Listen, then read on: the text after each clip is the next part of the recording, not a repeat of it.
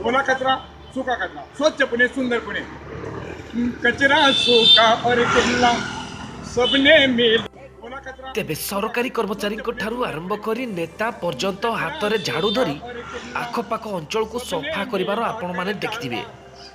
तेबे ए सब मध्यरे वर्तमान जड़े झाड़ूदार वीडियो भाइराल होबार लागिछि, जी कि गीत माध्यम स्वच्छतार परिभाषा बुझाउछंती।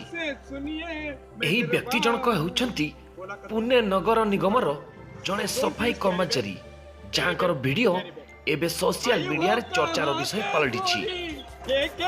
बैग लेके पॉकेट में मिलने वाली थैलियां चार लेके पूना शहर का सारा सब्जी बाजार लेके पूना शहर का सारा सब्जी बाजार लेके कैरी बैग ये प्लास्टिक वाला इसको आदत कर डाला, आदत ने ले ली सबकी जान, और से सुनिए मेहरबान। हाँ, कचरा सूखा और गिल्ला सबने मिला कर डाला, कचरा सूखा और गिल्ला सबने मिला कर डाला, कचरे ने ले ली सबकी जान, और से सुनिए मेहरबान।